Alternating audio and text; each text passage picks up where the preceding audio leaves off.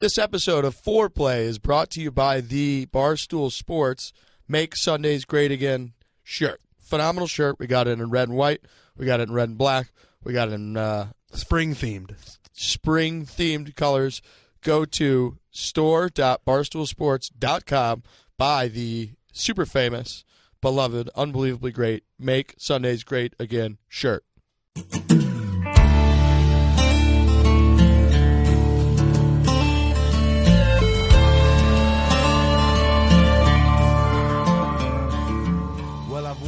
Okay, it is Foreplay, our second episode, AT&T Pebble Beach Pro-Am Week.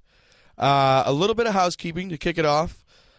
We are very much encouraging people to go to our iTunes and Podcast One pages, leave reviews. 5 stars would be ideal, but whatever you think we deserve. 5 stars. Leave 5 stars. We deserve 5 stars, so put in 5 stars. You're a dummy. If you don't put in 5 stars, you cannot make sense of things. Yep. 5-star reviews. You are going to notice that we have absolutely fire green jackets. Yep. How this is going to work, you're going to get potentially rewarded based on reviews. Go in there, leave a review. We are going to, once every month, choose the top review, the number one top review of the month, and you are going to win. We will ask for your sizing and send you a Barstool Sports Foreplay green jacket. Exactly. We're going to pick the top comment. Now, think about, we went back and forth a little bit about this. What's the top comment? Think about the things that we like. We like humor. We like stories. We like segment ideas. We like good ideas for the show. We like things that are just interesting, and whatever you think we would think is a good review. We're going to pick the top one, and they're going to win a Barstool Sports green jacket. So go in, leave a review. Best one's going to get a Barstool Sports green jacket. It's yours to keep forever. You can do whatever you want with it. Go in. The only way you could possibly win, leave a review, iTunes, Podcast One. Can you leave reviews on Stitches? What's Stitches? It's Stitcher, and I don't think you can leave reviews. That's producer Rob. Okay. Oh, yeah, producer Rob. Robbie Fox, producer of the show. Focus on iTunes. iTunes are the reviews. That's leave where we a review on iTunes. You can win a green jacket. It's unbelievable. Go, leave a review, 5 stars preferably. Before we get started, I just want to say shout out. First week, we were the number one sports podcast in the world, in the universe, and this is a way to keep that going. So the best way for us to stay number one, we've already been number one. I don't know how you go from number one to a better number one. Yeah. But the best way to get us up, keep us up in the rankings so more people find out about us, is to leave reviews, to give us 5 stars. All of that helps us out big time, become bigger. We're going to get bigger guests. We're going to affect more lives of people that like golf or are interested in golf. So, yeah, shout out to us for coming out hot week 1. Really hot. It felt really cool. You never know how these things are going to go, and it seems like everything we thought is correct. People watch and enjoy golf the same way we do. People really liked, that we're not necessarily a PGA Tour podcast. Right. We're very much kind of about just talking about things that you do with your buddies, or things that maybe even you and your brothers, or if you're a female listener, you and your sisters, you and your family, what you guys do to enjoy the game, whether you're playing it, whether you're watching it, whatever. People really, I feel like, kind of latched onto that. Yeah, it was a good idea. So that's the thing with the reviews. We want to keep that up. We want more people to listen. We want more people to get involved with our communal podcast that we're trying to create here. So the more reviews, subscribe, rate, all that stuff. And then, like we said, green jacket to the top review. Another quick housekeeping thing. We are looking for an intern / some sort of producer, if Rob will give you some sort of title like that, to help us out with social media. I think the title is social media intern. We need a social media intern. Shout out to all those that have reached out and that have made an effort. We've been tracking all of it. We've got a couple guys that are helping us out indirectly, different things as well that have been fantastic. So huge shout out to all those people. We are looking for basically, you need to be anything and everything golf social media in the world. You need to be unique. You need to be creative. You need to be a social media wizard. You need to make it so that our accounts are must follow if you watch golf. That's the thing. You need to know golf and you need to be funny. Those are kind of the main things, but then we're going to give you the space to make it whatever you want it to be. Email foreplay@barstoolsports.com. Make sure that you put in the headline, what is it, Rob? Just put intern resume, intern application, something about intern. Social media intern, application, resume, something about intern. put that in there because we're getting a lot of different emails for a lot of different stuff. So put that in there so you can help us sort through it. That's housekeeping. I thought we kind of dominated the housekeeping section. It went well. Yeah, It went that's really a brand new segment, housekeeping. Yep. Really good stuff. Really revolutionary, I would say. Yeah, I don't think you see that very often. Nope, you don't see people talking about that. People at the helping top. people, common golfer, all that shit, all of our theme. So moving right along, waste management reaction. That's right. I love the tournament. Everybody loves the tournament. It's a great tournament. The tournament is unbelievable. It went to it was 4 playoff holes. Did it go 4 playoff holes last year as well? I can't remember how many. I think that might be right. It might have between been 4 as Matsuyama well. and Fowler. Went into well into the first half again of the Super Bowl. That's kind of the bad rap that it gets. Is it's like, oh, I love this golf tournament. We talked about it last week. I love that the golf tournament leads up to the Super Bowl. It gives me something to watch that's not pregame coverage, and then it kind of shoots itself in the foot when people are like, well, I love golf, but the Super Bowl is the Super Bowl. People are going to flip over. So Yeah. a lot of people probably missed a pretty good ending of that golf tournament. Definitely, and we had some people kind of being like, "Hey, I'm going to a Super Bowl pregame, and everyone wants to watch the the pre-Super Bowl, all the pregame coverage and all that. How can I watch golf?" And it is true. It's tough to kind of skip over that to watch the golf, but I think the finale Sunday, kind of how the whole week went, spoke to pro golf. I think it's in a good spot. I mean, even though it was had a 1-shot lead on Laird. Yep. And then he had a 4-shot lead on a huge packet that were at 12 under going into the final round, and it was still incredibly compelling. Yeah, if On just On made it interesting because he didn't play that well on Sunday. If he shoots, a number in the high 60s, he runs away with it. It did not go that way, and then, Matsuyama comes out of nowhere. Not out of nowhere, but he does Matsuyama things. Yeah, and credit to me for making it interesting for myself because I bet on That's right. at plus 175 when I woke up, and I did, this is a little trick, an old podcast, number one podcaster trick, that if you're not overly thrilled with the leaderboard, you can really make it interesting by just betting your hard-earned money on it. Yeah. So I did that, and then I was just on the edge of my seat when he missed that short putt coming down the stretch in the back 9. I jumped out of my chair. I gasped. That was devastating. So I will say that this Sunday betting on it was effective. The effect you want is you want to care. You want it to matter. I lost money, sure. That's what the haters will say. It was electric. I loved watching the coverage. And I don't want to say we never root for people to collapse. Like if somebody's going to win, they're going to win. Because you and I were texting back and forth, and I was like, man, something needs to happen here. I didn't say the word collapse if we want to have an interesting tournament. And you're like, that's true, but I bet money on, so I don't want it to go too far. And unfortunately, it did. I'm pretty sure you literally said we need a huge collapse here. That could be true in your text. But anyway, we got the playoff between Webb Simpson, Hideki Matsuyama. 4 holes, great birdie on 17. That 17th hole, the drivable par 4. There's water. Simpson got himself kind of over on the right with a weird angle. Yep. Couldn't quite make the 2-putt birdie. Hideki did. He made I don't know what it was, 12 feet or something like that. Yeah. So phenomenal, absolutely phenomenal finish. That guy has, and we had our stat guy, producer Rob. He's got 3 wins, 2 seconds, a tie for 6, and has not finished outside the top 33 in his last 8 PGA Tour starts. That's unbelievable. He's a star. We knew. I mean, he was probably everybody's hot pick to be the next guy who's going to break out, and it seems to be right on course. I hated the pause at the top a little while ago. I'm all in now. You are? I might start implementing it. I might put like a pause in my stride when I just walk around the office. I was going to say, putting it in your swing is going to mess some things up. Definitely, but I think it's worth it for what you're looking for at the end. Whatever he's doing, it's working. He was killing the ball, too. The one thing we do have to mention that everybody's kind of on top of now on social media is his ridiculous...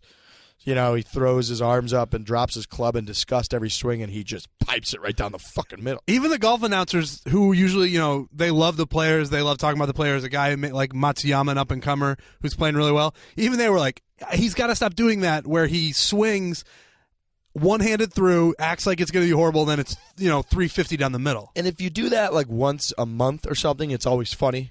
And there's even, they chop up clips where it's always funny and interesting when they do that because, yes, they kind of mishit it and they're so good that they don't love when they don't flush it, but it worked out great. Yep. He does it more often than he doesn't. It's insane. There's not any, Matsuyama is pretty vanilla in terms of do you like him, do you hate him? You start doing things like that, and people are going to start hating you. Yeah, and again, I want to like it because it's kind of sweet. I don't know. Is he fucking with us? Is he like trolling us? I have no idea.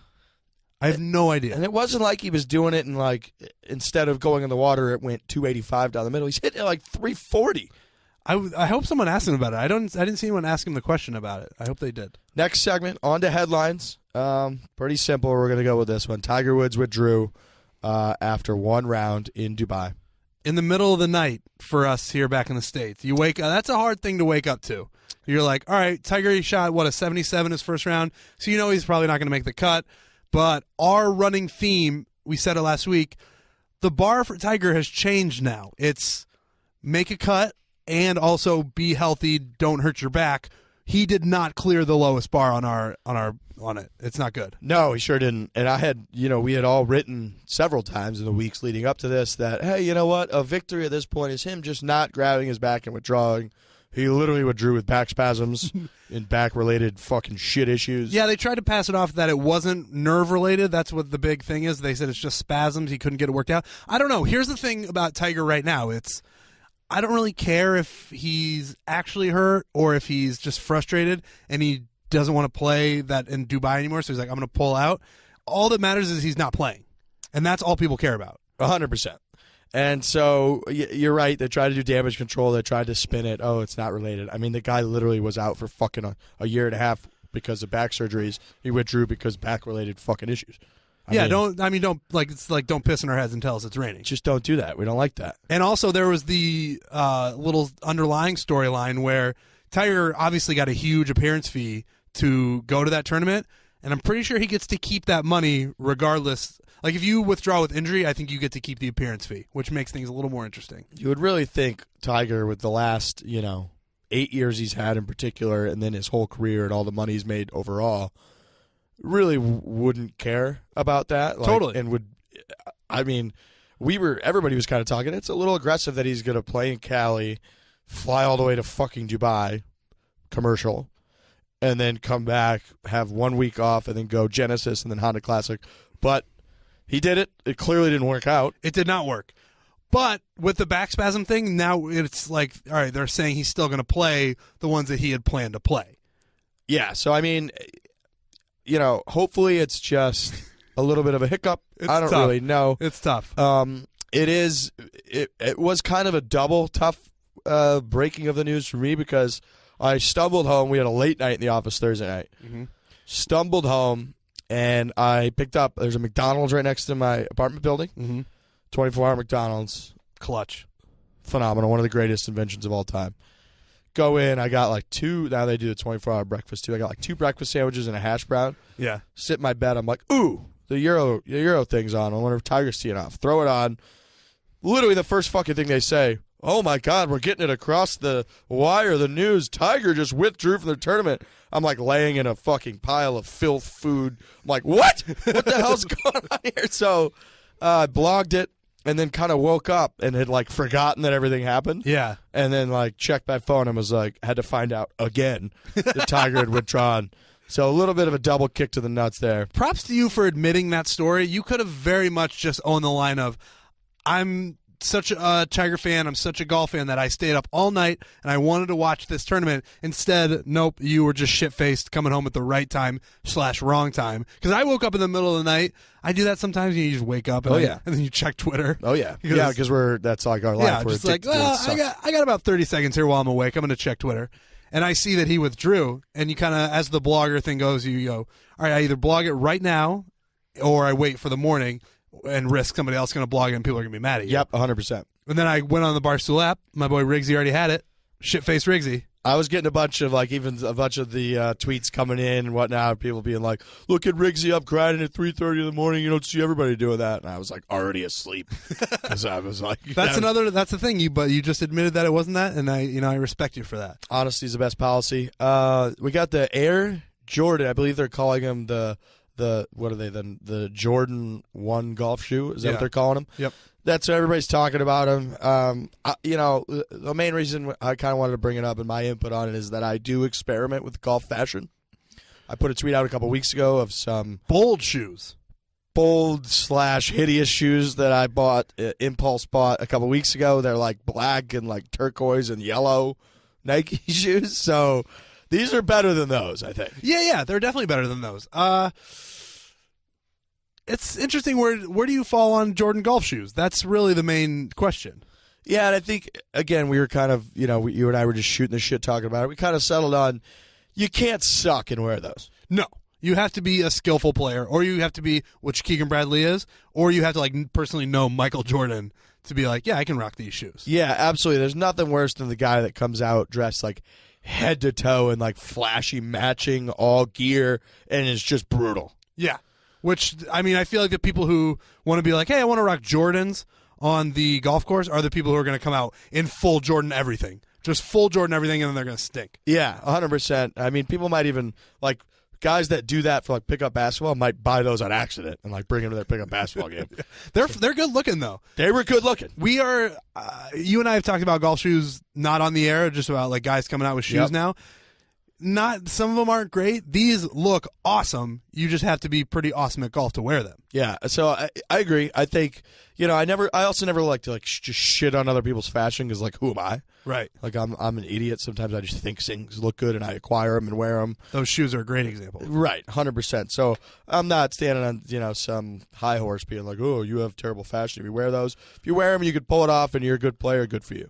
And another thing, golf announcers and purists are going to hate the shoes, which makes me like the shoes. Definitely. Like I remember when Ricky played with the high tops and the joggers, the announcers almost had a heart attack, and that made me like them even more. Anything that disrupts the status quo with all of the fashion, I think I'm on board with. Totally agree. When I first saw Ricky and the joggers, I didn't love them. Then when I saw the outrage or whatever the hell you want to call it, the reaction to it, I started to love them. So it's kind of a little bit of a fuck you to like classic, golf this, that, whatever. So I like them. I don't hate them. Again, if you can pull them off, you're a good player. Go all ahead. Power to you. My boy Stephen Bowditch. Yep. In trouble this week. He played Thursday, didn't play great, got what they're calling quote unquote extreme DUI. Mm-hmm. Was able to get. Was able to go do his little court appearance, get out of there, and then play his second round. Yep. Missed the cut. This was gigantic news. Yeah. Everyone's kind of tweeting at me. You ended up blogging it. I do just want to say, the reason is because I do the Stephen Bowditch Memorial DFL Award every week, dead fucking last. I pick someone that's going to finish last in the tournament. Last year when I started doing this, it was very frequently / every weekend. It was Stephen Bowditch. He just wasn't playing that great. Yeah. He's hilarious on Twitter. Great dude. It's all in good fun. And so I did not like to see this. This sucked. He's got a history, which we'll get into a little bit, but always pulling for Stephen Bowditch. He's a great dude. Yeah, so we're Barstool Sports. We like to have comedic angles on everything. We want to be an escape for everybody, things going on in the workday and all that. This is not one of those things, really. When the Bowditch's past where he was suicidal, alcoholic, depression, all that stuff. It's tough. So it's like, you see something like that, and like he's a great dude. We want to see him get well. There's no jokes here. There's no jokes here. No, and Sobel from ESPN, I believe it was, who had pinned an article from a couple years ago, kind of detailing some of what Bowditch had gone through and all of that. So again, he's awesome dude. He's always taken everything in stride. He's very self-deprecating. So we're always pulling for that dude. Nobody got hurt or anything crazy like that, thankfully. He was able to make his tee time Friday, which is nuts. That's the thing. And now if we can take it just a little bit like it's the week of the waste management, he made his tee time. There's a story there where you could be like, oh, this is that. But you just want the guy to get better. And totally agree. Doing all right. Yeah, hope he's in a good place. Pulling for Bowditch. Again, he's the man. I think we're all very, very pro Bowditch. So again, we hope it's not some deeper issue or anything crazy like that. He has won, 3 or 4 times on tour and all that. So hope he gets back to all that. Never rooted against him. Moving on, player feelings. Yep. One of our favorite segments. It is. A couple guys we're going to run through today. Sergio Garcia did win while Tiger was withdrawing. Sergio won. He beat Henrik Stenson down the stretch. I think he ended up winning by about 3 shots. Sergio has been a little bit of an up and down guy. Yeah, it's the same with the second guy that we're going to talk about. I think people have grown to like Sergio more as the years get older, where That wasn't that way in the past. Now people, when he's contending, they want him to win. I do not feel that way. I root for Sergio to fail. That sounds really bad, as I said it, but it's entertaining to me. Like when Sergio is contending on the stretch and there's water on the hole, I feel like his ball has a magnet to the water, and a little part of me is like, yeah, I hope this collapse happens. First of all, I want to say a huge shout out to you for teasing the second player that we're going to talk about. That's number that's one professional podcast. podcasting. That's right number there. one sports podcast. That was really nice. You know, I don't root necessarily against Sergio now as much as I used to. Right. Because he's kind of become like a sympathetic figure. It's like sad. Yeah, like like my whole house erupted in applause when he missed that putt to win the British Open against Padraig Harrington, and it lipped out. We went nuts. Like we fucking hated Sergio at that time. Yep. And then over the years he's had the whole thing where he's like, "Oh, I played really bad this year because I was depressed about a girlfriend, an ex-girlfriend." And then he had another year where he just flat out came out and said, "I don't have what it takes to win a major." So when you do those kinds of things, you become a sympathetic figure, and you almost become like a non-threat to the guys that we really care about. Mm-hmm. But then he does things like, when he bitched about Tiger pulling a club in his backswing and the crowd going nuts at the players. I believe that was when Tiger won it in 2013 at Sawgrass. So I'm very up and down about Sergio. I definitely don't really root for him, but in a sympathetic way, I don't really mind him anymore. I kind of like him in a sympathetic way. Okay. The quote about him saying I don't have the stuff to win majors, I think that's him being transparent, and that's interesting. I can't root for a guy like that. You saying that means you're not going to win one. And it's rare for me not to feel that way because usually I'm pretty ruthless. Yeah. And cutthroat, and I love that like Tiger texts people, I'm uplifting, basically, bitch, what are you doing at 4 a.m. and stuff like that. But again, I don't know what it is. I don't know if I have a soft spot for him. I don't know if I just think that he's pathetic, so I don't feel too much hate towards him. I don't really know what it is. But anyway, he won. After all that talk, he fucking won. His swing is great to watch. The way that he just rips, his woods even off the tee when he takes his 3 woods and takes massive divots. I don't know how the hell you do that. He rips the ball. He's always been one of the best ball strikers. So, impressive win, beating Henrik down the stretch, who that guy's an absolute machine. So, shout out to Sergio for winning. I guess. Shout out to Sergio for winning. Phil is our other guy. Phil Mickelson. Lefty. Great logo he's rocking this year. He's got the silhouette of him jumping up in the air. Yep, that's a great logo. Now that I think about it, we might have to get a shirt on that, some sort of T-shirt. Yeah, we'll cut this part. Yeah, there's definitely we'll definitely cut this. You'll never hear this part, but he's been playing really well. He's been in the mix. He made a little bit of a charge before kind of falling off on Sunday, but I mean the guy's old. He's getting up there, and people are already been like, "Oh, you think Phil's going to play on the Champions Tour and all that?" No. The guy could be winning on the PGA Tour right now. He's and like you kind of mentioned when you teased it, he's a little bit Sergio-esque in that I feel like a lot more people used to root against Phil. Mm-hmm. Now I don't know how you don't just love the guy. No, I feel the same way. The show him and Henrik put on at the British Open last year, I mean, that endeared so many people. Yeah, I feel the way about Phil, like the opposite of the way I feel about Sergio. I'm now rooting for Phil. He's a good guy. He's always doing the thumbs up. Behind the scenes, he's a big gambler. Oh, yeah. I like that he has sort of the Family Guy image, and then behind the scenes, he's like, just wants to, play for money, all that shit. That's interesting. Yeah, as he gets older, he's 46 now. He's not slowing down. He looks as good as he's ever looked.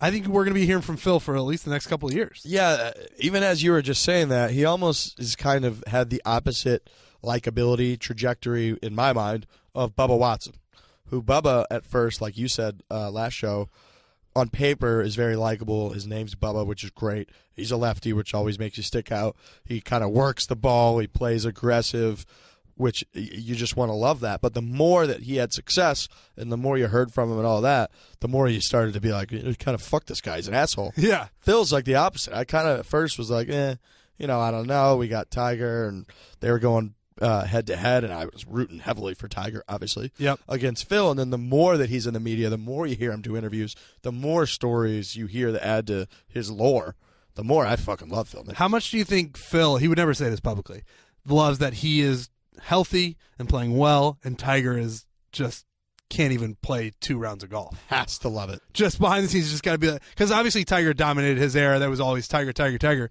Now people are just, it's Phil, because Phil can actually play. Yeah, and Phil, they always downplayed it, with the rivalry and all that to the media, and they rightfully so, because the media loves to play that shit up, and they very rarely, maybe at Bay Hill once off the top of my head, but they very rarely even went head to head. Right. But it's there. It's gotta feel good, and Phil's way too crafty with the media. He always, takes the high road. He's like an aw shucks guy, big time. Yeah, he is an aw shucks guy. So you're right. That's definitely in there. I didn't think about that, but yeah, I think Phil's on the rise. He hasn't won in a while, even though he's been in the mix. And the Ryder Cup was obviously one of the biggest weeks of his life. It was Phil's Ryder Cup. So hope Phil will be in the mix this year. Maybe we'll get at least one out of Phil or Tiger. Will be healthy and in the mix. Yep. That's player feelings. We're going to go through those pretty much every week. Whoever's kind of on the radar that we think we should clarify or talk about. Those are subject to change. We could do, I forget who we did the first week, but that player could rub us the wrong way. We can change these whenever we want. I might hate Sergio next week. Yeah. I might hate, I'm never going to hate Zach Johnson, but that's what we mean. It could change. What would it take for you to hate Zach Johnson? He would have to be like, he would have to say, I don't want to be from Iowa anymore. What if he was lying and he's like, I'm just kidding, I've never been from Iowa? Then I would hate him. Okay. We'll work on that. Okay. All right. Next up, we got our interview with our boy Willy Wilcox. A little bit of a stoolie. Has always interacted with me a little bit. I think both of us on Twitter and all that. Great dude. Fan of the show. Everybody please enjoy this interview with our boy Willy Wilcox. All right, this is our second official guest. We're joined by Willy Wilcox. First of all, Willy, how are you? Where are you right now? I'm in Alabama. There literally could be a tornado at any point in the next 2 hours. I'm seeing my girlfriend in Alabama, so Birmingham. You got a tornado warning down there or what? No, it's not on the ground, but there's the tornadic activity. This happens about 10 times a year, so I'm not actually worried about it. But I'm going to say I'm not rooting for a tornado to rip through during this interview, but that would be kind of an electric podcast. Yeah, would we have decent Rob, content for sure? Do we have like the video? Were we recording the video if that happens? We'll have to work on that. Yeah. We'll talk to our tech team. But they're giving us a thumbs up. Yeah, it's sure. Grizzly looking out there right now, but I'm perfectly comfortable in the kitchen. Well, thanks for joining us in a deathly situation potentially. No problem. I'm very brave like that. I'll do anything for the attempt at fame. So we're gonna start off probably the thing you're most famous for. One of the more electric things I've ever seen. Your hole-in-one, 17th hole, Sawgrass last year, 2016. First of all, walk us through that a little bit. One of the most treacherous holes you walked up. I believe it was Friday, right? Second round? Yeah. It was like just my standard like cut hugging crap that I do every week if I'm playing well. I'm going down the back nine, just, nervous or whatever. And I'm like 2 or 3 under one, and I think I'm 2 inside the cut line, but, I still got 10 holes to play or 11 holes to play. And, I step on that tee and make that horrendous swing where I lashed at it and it went in. And the only thing that I was thinking was like, all right, now we got a really good chance of making the cut. Because last place is like $20,000 that week. Oh. So I'm like, that would be nice, even if I played like shit on the weekend. So anyway, so that went in and I just went crazy and the guys in my group went crazy too. So that kind of added to the, that threw fuel on the fire. And my family was there and just the moment was just chaos. So yeah, so we were watching it before and that had to be the most electric celebration for a Friday shot of all time. Yeah. Oh yeah. Well, I just get the whole thing out there is everything's pretty, just hyped up. If you do anything good, especially in a tournament with that many people, it gets pretty, I don't know how the guys don't get more excited. Tiger would go nuts like that. So. Oh yeah. Yeah. No, I don't blame you for going nuts because it was first one in 14 years, like 6,300 attempts. I would have gone just as crazy as you. I don't blame you one bit. Yeah, I think I might have dove in the water or something. If I had hole-in-one 17. And I literally said that. I do appreciate you the comments about your swing, I also laughed out loud at, I believe it was David Faraday who was covering it, and he called it an interesting squirm at that one. Yeah, yeah. I mean, that's what it is. At that time, I mean, I wish I could have done it the year before because my swing looked pretty good then. I mean, you should see us swing. I mean, it's yeah. Well, I've been doing it for 21 years now, so I should. The way I was taught wasn't to have some real beautiful swing. We were just trying to hit it out of the dirt at the goat ranch I grew up on in Alabama. What do you do with the ball, the hole-in-one ball? Um, I gave it to my caddy, and he's got a bar in Atlanta, and it's on the wall at the bar. Very cool. Oh, that's awesome. That's actually a good little spot for it. I probably would have just thrown mine in the water in a fit of excitement. Yeah, I gave it to Mick for whatever reason. Mick's a good buddy, Australian dude. He's the guy with the tattoos all over his legs and in the video. He's a cool dude. All those Australian older caddies are generally pretty laid back guys. So we're very professional here. We were doing our classic research beforehand, getting our history up on Willy Wilcox, and the first thing we just have to comment on this. We don't know if you're aware of this. The first thing we looked up, you type in Willy Wilcox into Google, you go to Google Images, and there's like a fucking pirate ghost in a cave, and there's like 1,000 pictures. Are you aware of this thing? No. It's legit. It's like Will Wilcox, the pirate ghost, and there's like thousands of pictures of like a pirate ghost in a cave. I've seen there was like an old like gold miner that was named Willy Wilcox or something. I've seen that on there. You mean just the images of? So yeah, if you like go exclusively to images, for all the listeners out there, look it up. It's not what you're expecting when you're looking up a PGA Tour player. Oh, Willy Wilcox. When you look up Willy Wilcox. Yeah, is it Willy? I think it was Willy Wilcox we looked up, and it was because Will Wilcox is normal stuff, but the Y is pretty new. So definitely don't go look up Will. We want Willy. Our leaders want the weird stuff, I think. That's nice. True. Yeah, that sounds good. So let's go back. Speaking of history, you graduate college. You're a 3-time All-American. Is that correct? Yeah. The little D2 in Atlanta. Yeah, and so you make the decision, I'm going to be a pro golfer. Trent and I were kind of talking because we're not good enough to be anywhere near pro pretty much anything. What's that like? I mean, once you decide, all right, I'm going to be a pro, what do you got to do? Where do you start out? Where do you go? You just kind of grow up in it. When you're playing junior tournaments instead of like Little League baseball, I played Little League ball till I was like 12, but once you become like a one sport guy, once you pick golf, and I'm playing every day anyways, I'd say from the age 8 to 16 when I got my car, I definitely didn't miss a single day, ever, because my mom was a professional, so I just rode to work with her. So honestly, it's just a natural progression of it. I didn't even think about it. You show up at a tournament that costs money to play in. Yeah, and do you just start accumulating right out of the gate? You're playing well, you start accumulating money to buy those entry fees. What's that grind like? Oh, no, you get a financial backer. My folks didn't have the cash. A lot of people that get good enough to be professional golfers normally have rich parents. I'm unfortunately not one of those, but I had a guy that was basically like an uncle who was rich. So he gave me money, and it's like $2,500, $3,000 a week to play, and he basically said that he would pay that no matter what for 4 years. That's awesome. And that meant unlimited, go, and I would keep like 60% of my earnings, which was pretty damn good. Most people get totally screwed on that on the front end if you have non-wealthy parents. That seems like a pretty great arrangement to give you. You got 4 years to kind of give this thing a shot. Yeah. And so, but then I started out really solid and started doing good. And, in 2010, I won a couple of events for like $40,000.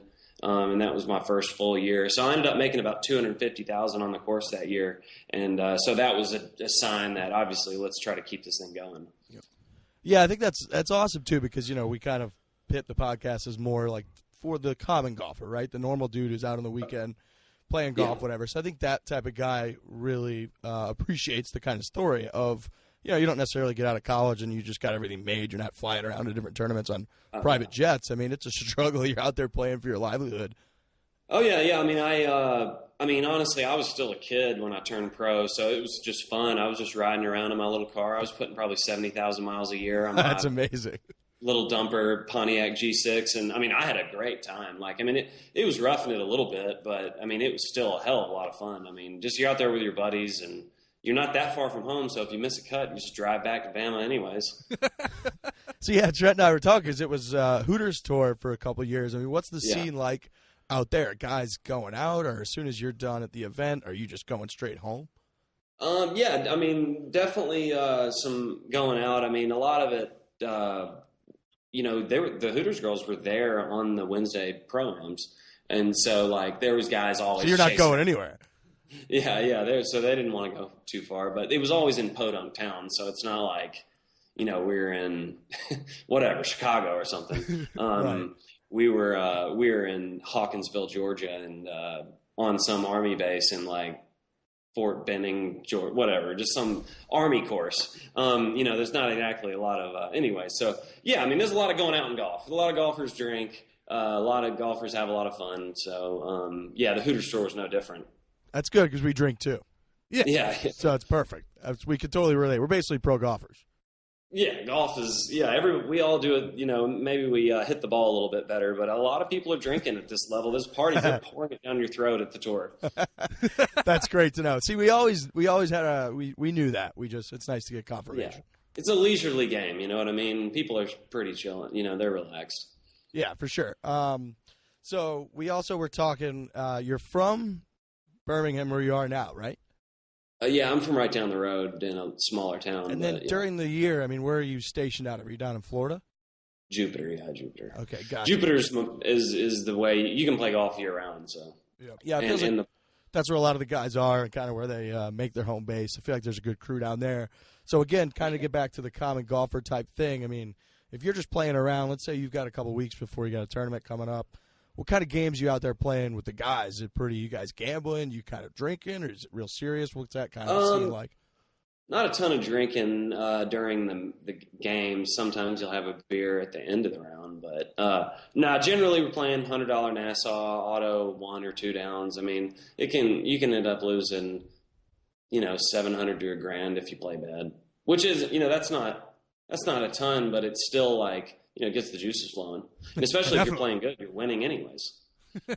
Yeah, and everybody always loves to talk about the Tuesday game with Fowler and Phil and those guys, and that's kind of the whole point that they always try to get at is you want the juices to be flowing because you want it to be relatable to a real round. Oh, yeah. Yeah, and I heard a funny thing last week.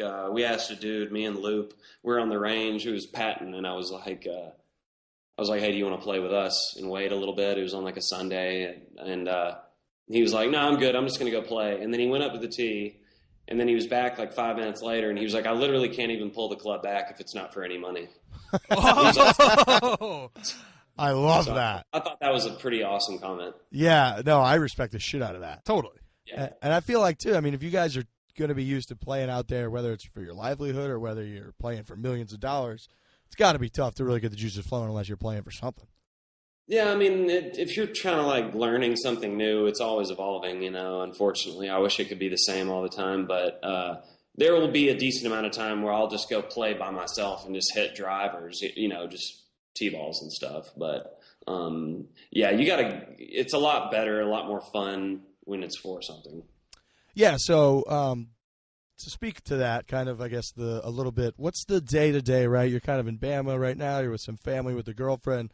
Are you out practicing? And if you are, like what kind of regimen? Are you hitting like 2,000 chips? Are you like what's that look like on a day-to-day? Nothing too specific. I mean, I chip a lot. I mean, when I was playing really well, I was, it's fun to chip when you're hitting, nipping it and like hitting great shots around the greens. Yeah. Right now, I'm not quite sure where it's bottoming out, but no, currently the weather sucks here. So I knew this was going to be a 3-day layoff, Gotcha. I knew coming here, which is fine, because I'm going to play my Fore rehab starts on the web because I'm like, I don't know where the hell it's going. But these days are off. Tomorrow I'll fly back to Jupiter, and I'll get right back into it. More than likely, I'll just go grab a cart and just chip around and play some holes.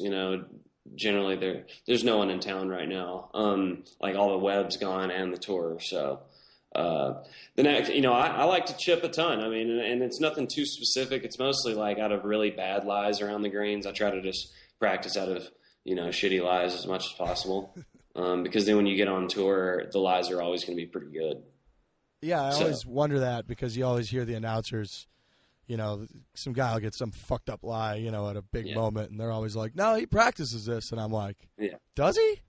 Yeah. Yeah, it's more about out of the bad lies than the good lies, honestly. Yeah, for sure. So it's good to know. Keep putting that time in. We appreciate it. You had talked a little bit about, you were on the Hooters Tour, and then you played, obviously, PGA Tour events. What's the biggest difference when you're showing up to – because I feel like when you show up to a PGA Tour event, everything's pristine. There's balls waiting for you. Is that – as you go down the tours, is it a lot different when you show up? Not on the web. I mean, the web is great. That's all Pro Vs and generally nice grass. I mean, some of the courses you play south of the border, it gets a little more – sparse, but I mean, it's the Hooters Tour was still decent golf balls. Back then, the Hooters Tour actually had money. Now it really doesn't. I'm sure it isn't too flashy now. I mean, it's definitely not. Like when we were playing, it was like $35K for the win, $40K, and then now it's like $10,000, and then nobody wants to play. So it's playing on those lesser tours in the smaller markets and the little towns. I mean, that's definitely a different vibe. I mean, when you get to the tour, you're in like Los Angeles and San Francisco and San Diego. I mean, it's just, you name it. Every place you go is awesome. This last weekend, Waste Management, speaking of, awesome, about as big as it gets, I think the number was 600,000. They had like 206,000 on the biggest day, and that's one day. Yeah, so shit ton of people, the biggest event really spectating-wise that they got. What's it like playing in that environment? Is it really, when you roll up to 16, is it that much different? You kind of just focused on what you're doing, it doesn't mess with you? What's the deal there? It's definitely a good bit different, but I mean, you only get the boos on 16, like if you hit a bad shot, they only boo you on that hole. Because it's accepted there, you know what I mean? Like if you boo somebody in another situation, that's not really that cool of a move. But it's 16 is like dream come true stuff. You know what I mean? I mean, it's as cool as it gets. So you like that, because I feel like there's some guys that shy away from it. You kind of embrace that situation. Yeah. I mean, that's what sucked the other day when I was playing like shit on Friday. I was looking at my caddy like, man, if I was playing good, this would be so much fun. And he was just, because they're literally chanting my name like for 3 straight holes. Like I got a Willy Wilcox chant walking down 18 from like the tee box to my golf ball. I mean, that's like an 8-minute walk. and they're chanting, and I'm just like, damn it. I mean, I just wish I could have made the cut, because I really would have been like a fan favorite, which is always so cool. But right now I'm still kind of in search mode. But it was still, I appreciated the shit out of it. I was like, the damage is done, but thank you. I think people always find it interesting kind of hearing a little bit about that banter with your caddy out there, because he's the only guy you got. And Trent and I were kind of talking. We were like, we think it'd be a really good question to ask everybody we have on, what are you guys talking about out there? Yeah. I mean, just we talk about, like, I don't want to get too specific, but, like there's a decent bit of just joking around about girls, whether it's past girls or current, just whatever to keep it light. We talk about travel a lot. My caddy's a big travel buff, and it's caddytravels.com. He's like a connoisseur of credit cards. It's crazy. What? And he always is like, I'm gonna go to. He said he was gonna fly to Hong Kong the other day. He does it for free in first class, and he has 22 credit cards, and he like maximizes all his points on all the credit cards. It's hilarious. And, so I'm always picking his brain about that. It sounds like he's like rigging the travel system a little bit. Totally is. He'll sit on hold for an hour and explain to the person that they owe him more points and shit like that. And it's just pure gold. And he's like, he flies around on Singapore Air, and he's got his own like bedroom on the plane. And so I always pick his brain about that. Cause he's just chilling on tour. I've had a little bit of success, but he's not like loaded. He's not, you know what I mean? And he flies around like a billionaire on these airlines. and he's beating the system. It's just awesome. Yeah, are we exposing him on this podcast? Is he gonna get in any sort of trouble? We have to like start bleeping out parts of the podcast. No. I mean, he's following the system. Like, he just calls people and explains the way the rule book works. Like, he knows how many points he's given. So if they shortchange him ever, he can argue for those. You know what I mean? He just maximizes everything in every way, and it's just hilarious. So if anything, he knows the rules more than the companies actually know the rules. Exactly, and that's what he says to him. He calls him, and he's like, I know more about your job than you do, and give me the points. Yeah, don't hate the play, hate the game. You know, Yeah, that's true. I did Because not. those credit cards make tons of promises, right? Yeah, oh yeah. I did not think when we asked that question you were going to say we talk about like taking advantage of all credit card loopholes. Yeah, I know. It's pretty crazy, but he's actually a pretty sharp dude. And he's just a country guy from Kentucky, and so I think that part's really funny too. But anyways, that's what we were talking about last week. I was just like, where have you been? Like, what are you up to? So you guys try to keep it light. Yeah, oh yeah, extremely. And yeah, just it depends. Like, I've only had 4 or 5 caddies, like main dudes, that worked for me for an extended period of time. So it depends on the person and the mood and, whatever.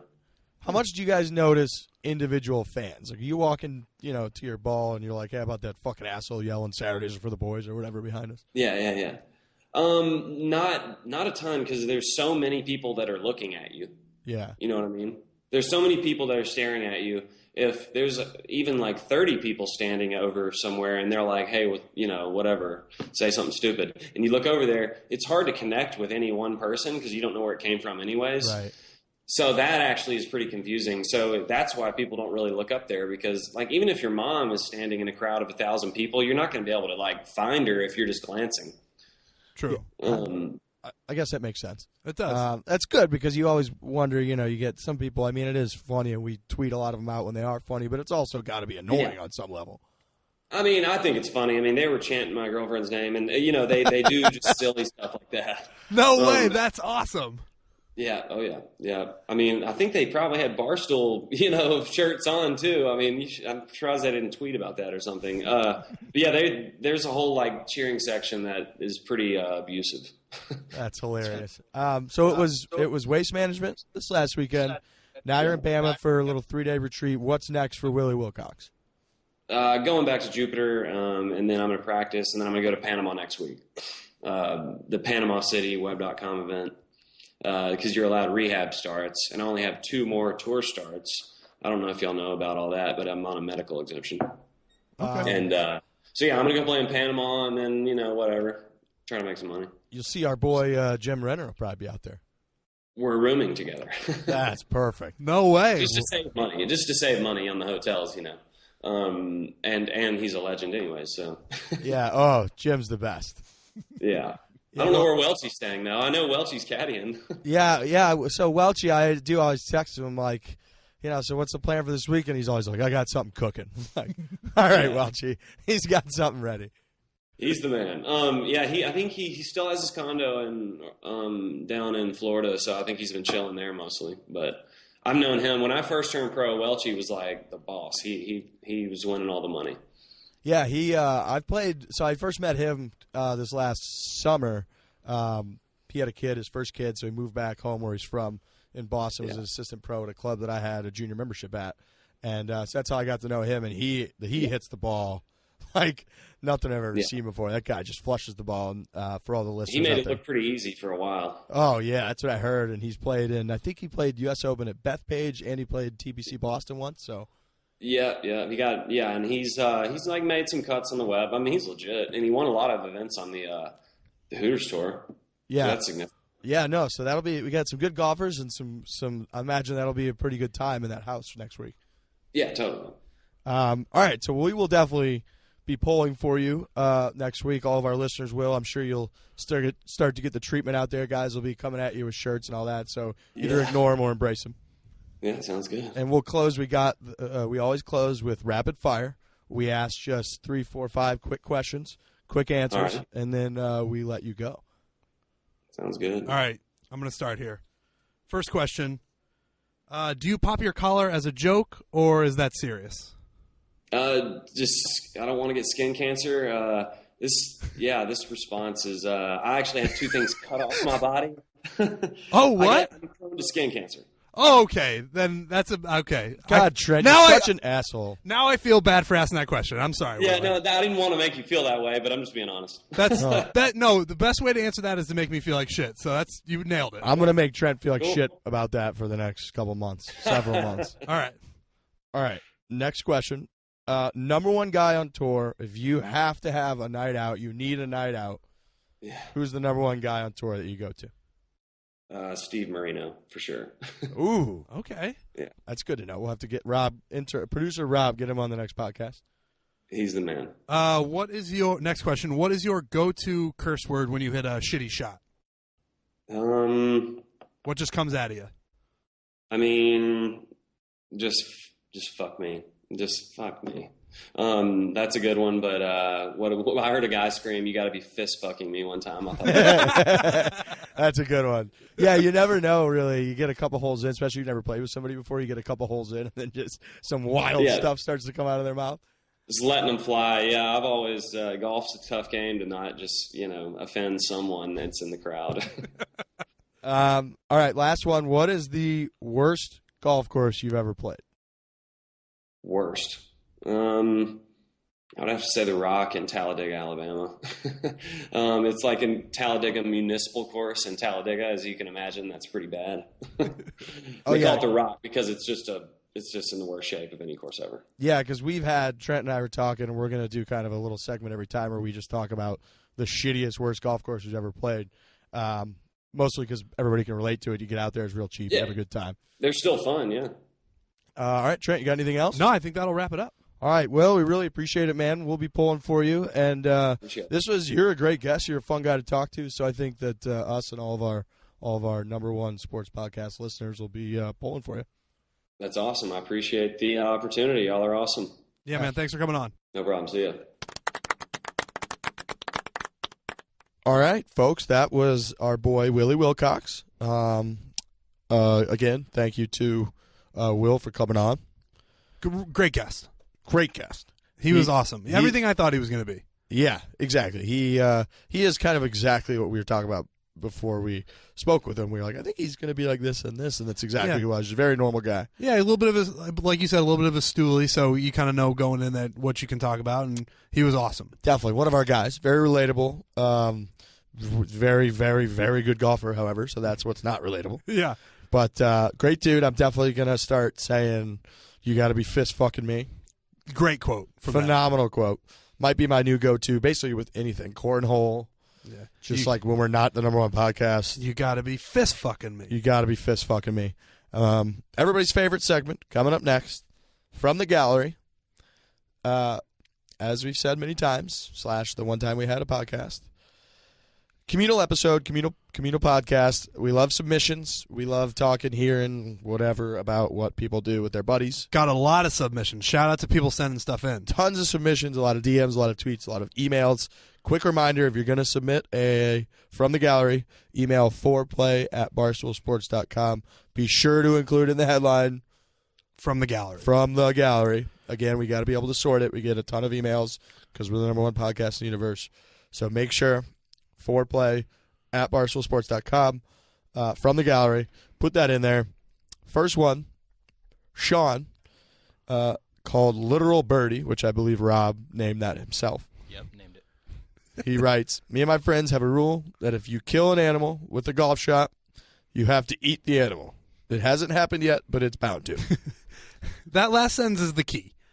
None of my friends have killed an animal while playing golf. So this is more rare than just about anything you could ever do. Yeah, I really don't know what kind of animal you'd be most likely to kill. I mean, I guess it would have to be a low-flying bird. Yeah, that's the only thing I was thinking. Something like that. Maybe a squirrel or something if you really maybe send like a low missile into a tree. If you hit it into the woods, maybe you just might catch something off guard. I would even say, I don't know if it's possible. What if you hit if you scald a low screamer into a pond and hit like a fish? There we go. But then you just got to eat the fish? You know what? Oh, that's a good question. I hadn't gotten to the part where you have to eat it. That's the thing, is you got to fucking eat it.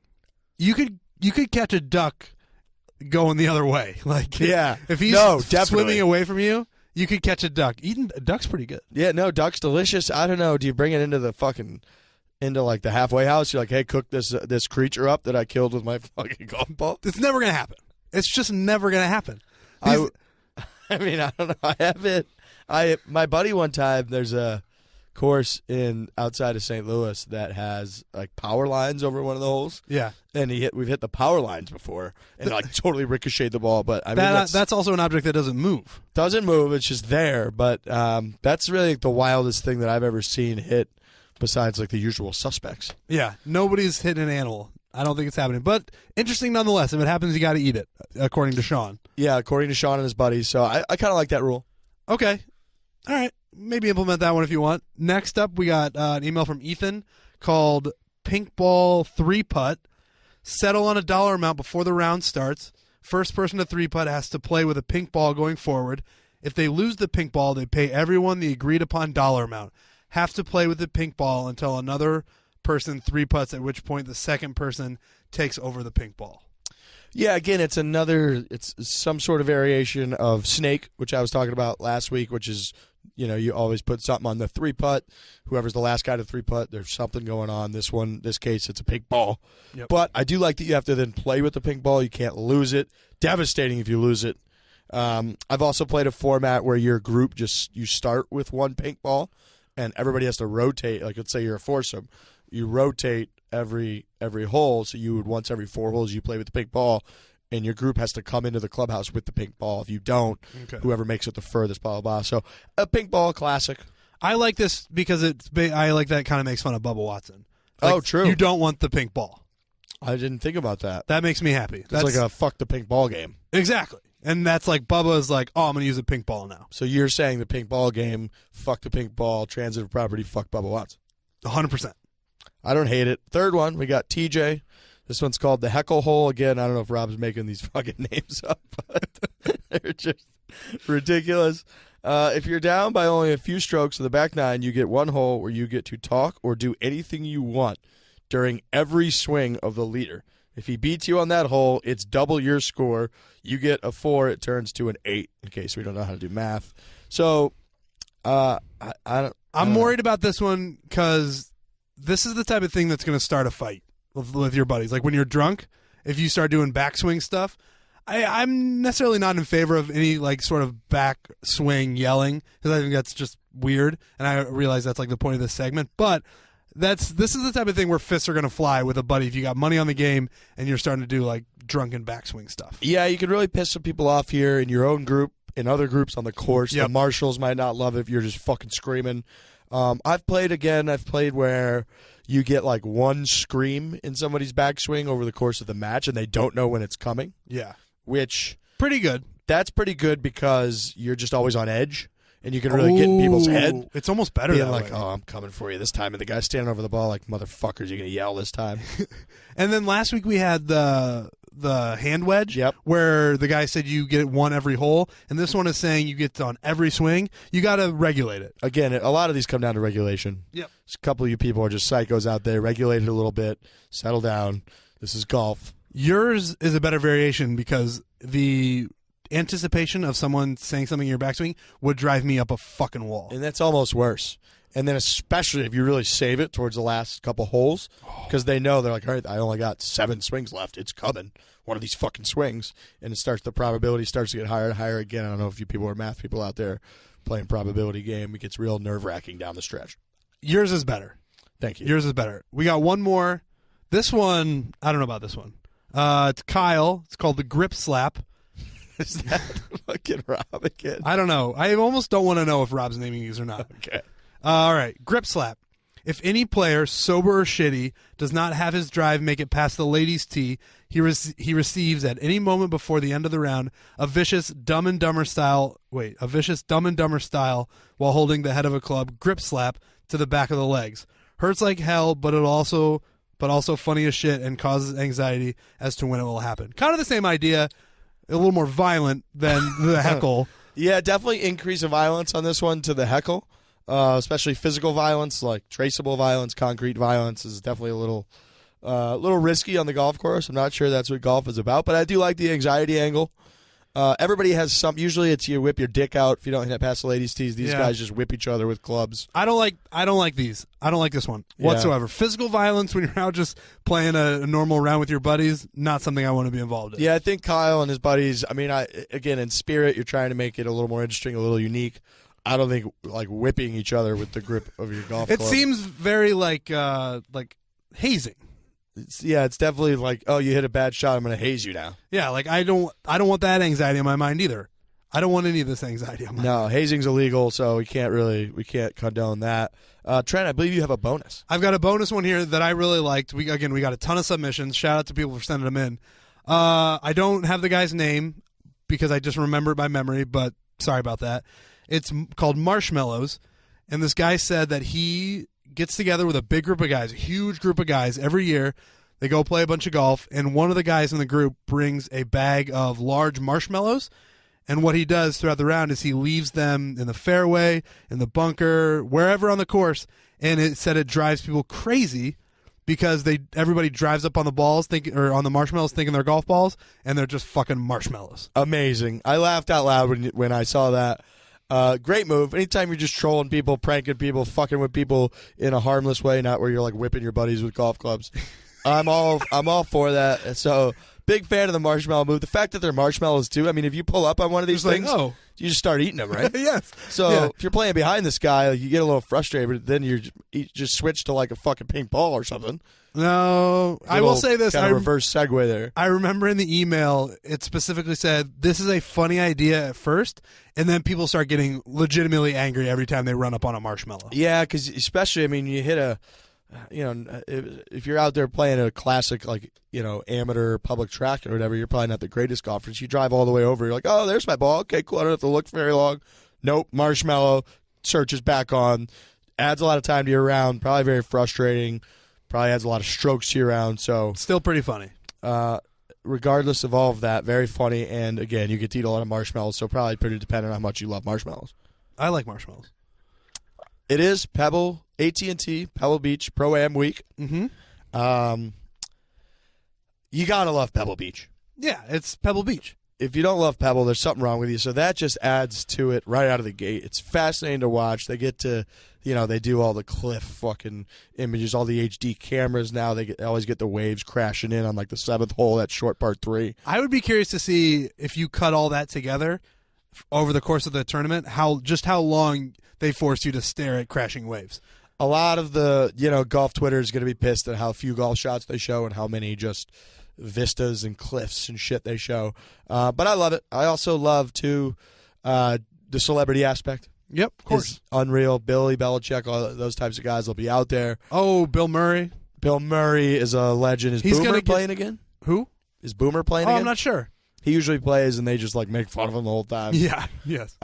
So that you gotta, and they play right through. I mean, it's not just the Pro-Am on Wednesday. They're in the whole tourney. So we gotta love bringing the celebs out.